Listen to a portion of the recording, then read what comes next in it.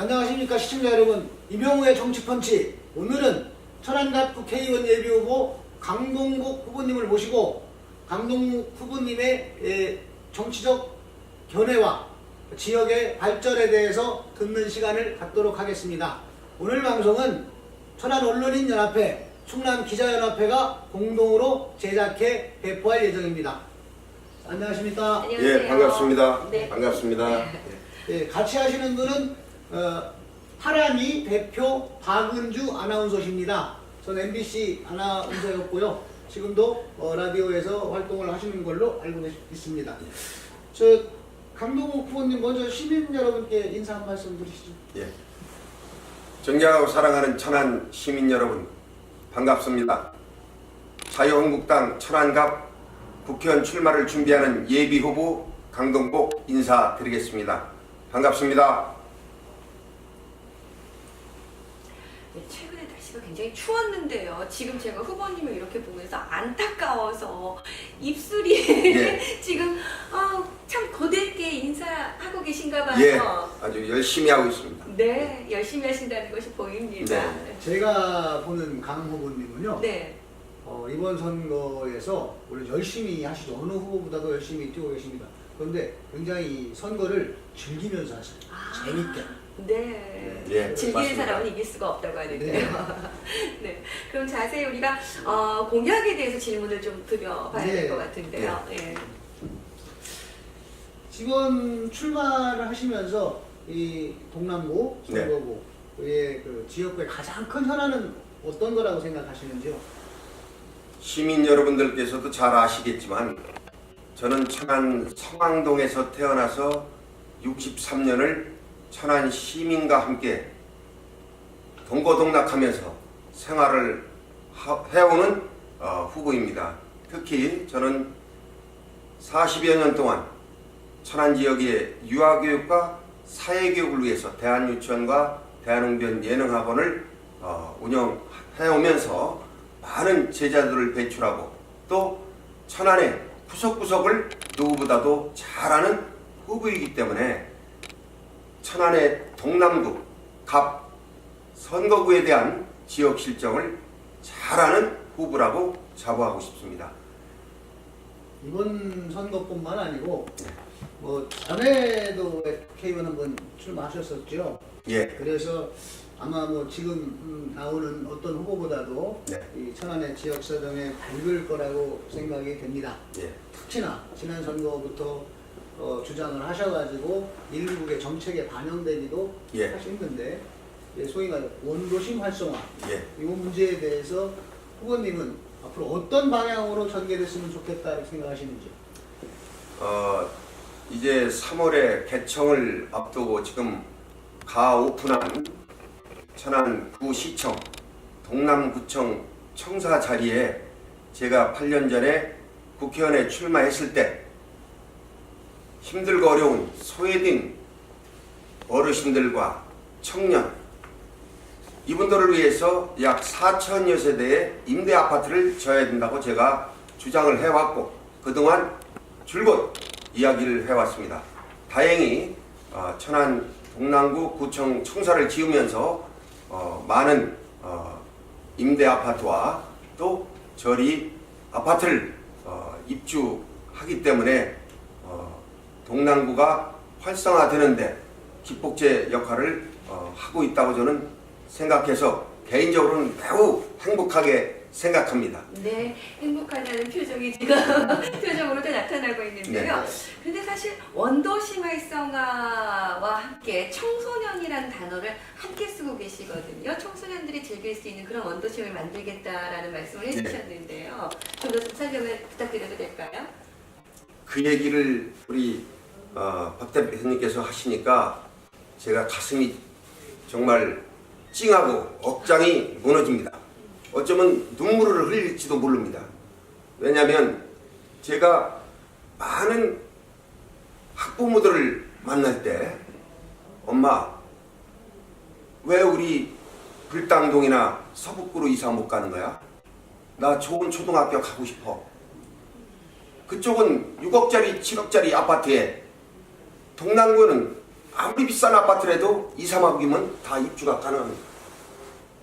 아이가 그 얘기할 때 돈이 없어서 비싼 아파트로 이사를 못한다는 이야기를 못하는 그 학부모의 심정은 아마 억장이 무너지고 갈기갈기 찢어진다고 저는 생각합니다. 저도 자식을 3남매를 키워온 아빠이기 때문에 그 부모님들의 심정을 누구보다 잘 알기 때문에 동남구에 서북구와 엄청난 편차를 보이고 있는 교육환경 개선을 위해서는 원도심 교육환경 개선 특별법을 제정해서 천안뿐이 아니라 대한민국의 원도심에 사는 모든 국민들이 정말 위화감을 갖지 않고 마음 편히 살 수 있는 위장 전입해서 아이들을 딴 학교로 보내는 이러한 아픔은 해소시켜야 된다고 저는 신념을 갖고 있습니다.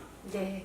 아니, 제가 눈물이 날 것 같았습니다. 말씀하실 때 참 와닿는 말씀을 해주셨어요. 오랫동안 정말 아까 처음 말씀하셨는데 약 30년 이상 그 유아교육 전문가로서 네. 또 7대 도의원을 하시면서도 교육 전문가로서 교육위원은 아니지만 교육위원을 능가하는 그런 의정 활동을 보여주신 적이 있습니다. 네. 우리 강의원님, 강예비 후보님 죄송합니다. 강예비 후보님 과거에 이제 도의원을 하셨으니까 자꾸 이제 강의원 뵀는데 이 의원님의 강점만 좀 다른 후보와 나는 이런 점에서 내가 강하다라고 하는 게 있으면 좀 말씀해 주십시오. 선거 때 어느 날 갑자기 보따리 싸갖고 천안 와서 출마한 사람들이 그동안 한둘이 아니었습니다. 자유한국당이 괴멸된 것도 낙하산 공천에 의해서 당선되면 좀 활동하다가 떨어지면 개나리 무침 싸듯이 떠나간 사람이 한두 명이 아닙니다. 누구라고 그분들의 인격이 있기 때문에 거론 안 해도 시민 여러분이 더 잘 아실 겁니다. 여러분, 저는 7대 도의원을 하면서 천안의 교육환경 개선, 또 아이들의 건강권 확보를 위해서 전국 최초로 식품비 지원 조례를 발의해서 그 당시에 110억 이상을 지원한 것이 지금까지 연장돼서 학생들에게 건강권 확보를 위한 양질의 식품을 지원하는 조례를 만든 경험이 있고요.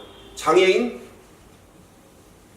공공시설 접촉할 수 있는 그러한 장애인을 위한 조례를 2건 발의한 경험, 또 학교에 36개 학교에 급식실 개선, 신축, 증축을 도비를 유치해서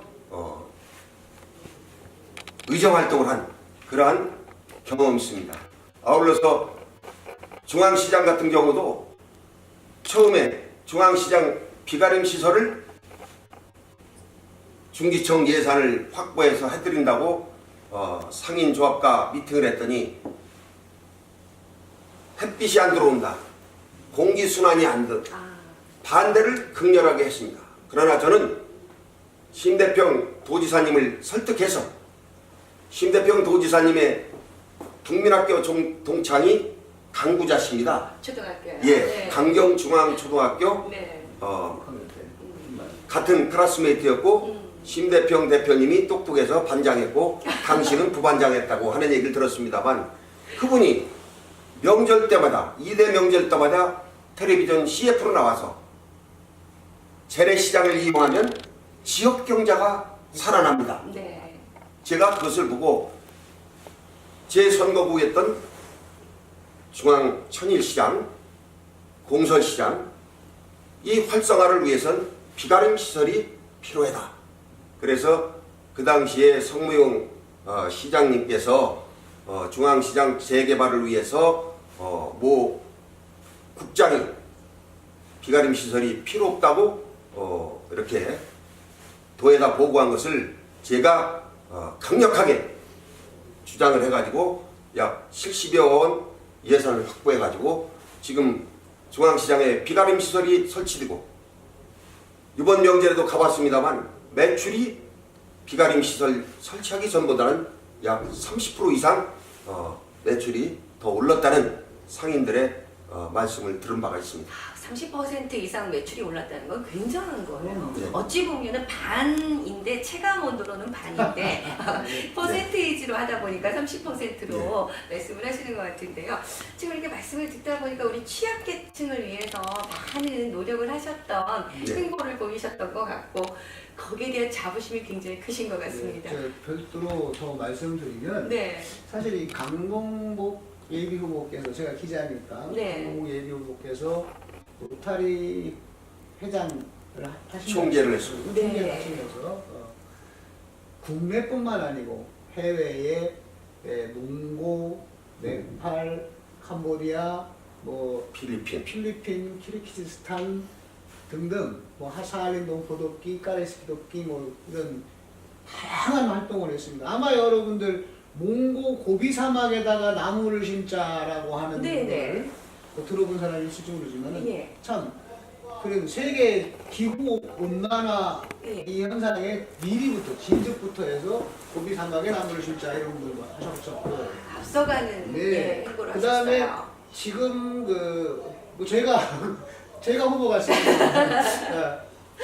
우리 강동복 예비후보께서 북한 영유 아들에게 네. 이거는 이념 사상 뭐 이 체제 적대적인 관계 이걸 떠나서 영유 아들의 건강을 위해서 거기에다가 분유 보내기 또 기초약품 비타민 보내기 이런 운동을 하자고 심지어 박근혜 전 대통령이 청와대에 계실 때 직접 건의도 하고 필요하다면 제가 북한에 갈 수도 있다라고 하고 그 전에 이제 남포 상원이라고 있어요 북한에 네네. 그곳에 가서 또 의료 활동도 하고 거기 어떻게 지원할 건가 하는가 하고 현재도 충남도의 남북 교류 협력위원 민간위원장으로 활동하고 계십니다.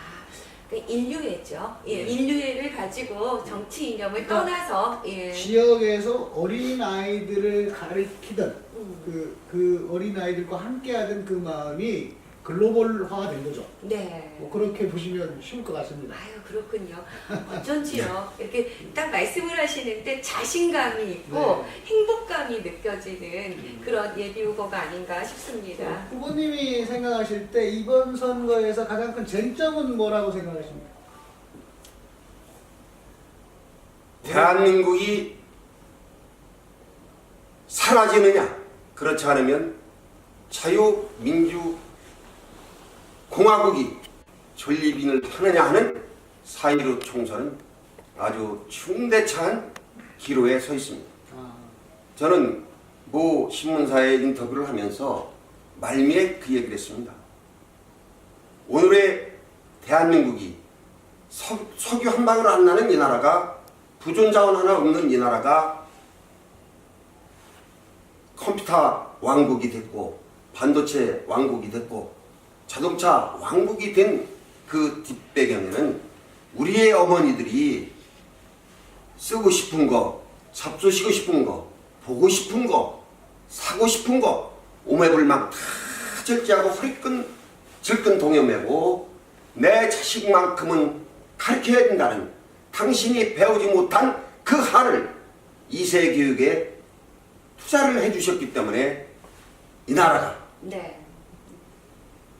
이렇게 OECD의 베스트 6니 7이라는 나라에 위치할 수 있다. 네. 그렇기 때문에 저는 이번 4.15 총선에서 과거에는 영남, 호남, 뭐 충청권 이렇게 삼김시대는 양분됐었는데 지금은 영원한 패권주의에 우리 충청권은 또다시 멍청도가 되는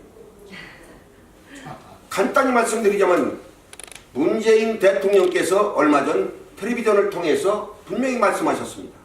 혁신도시는 충청권에서 이번 4.15 총선 결과에 따라서 선물을 주고 안 주고 결과를 보고 결정하겠다. 불과 일주일 전에 국민관광진흥기금을 1,000억씩 논아줬는데 강원도와 경상도와 전라도는 1,000억씩 줬습니다.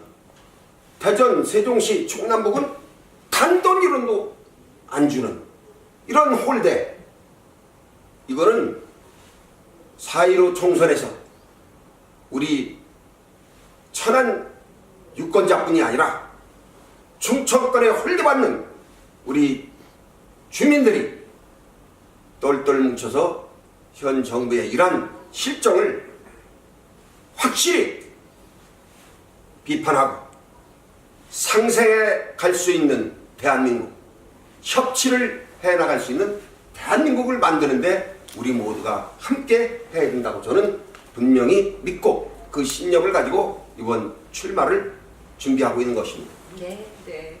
충남 충청권 홀대론이 쟁점이 될 것이다, 이런 네. 말씀을 해주셨어요. 예. 뜻밖은 네. 아니고 뜻밖은 아니고 이제 충청도가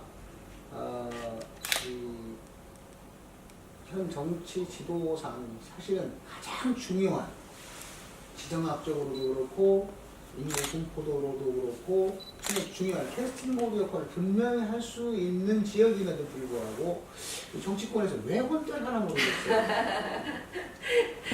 오늘 방송 이후로는 홀대가 없어질 것 같은 생각이 드는데요. 아니, 네. 네. 뭐 충청도의 관광 인프라가 다른 지역에 비해서 매우 훌륭해서 안 좋았는지는 모르겠습니다만 여하튼 오지 않았군요. 예. 그렇습니다.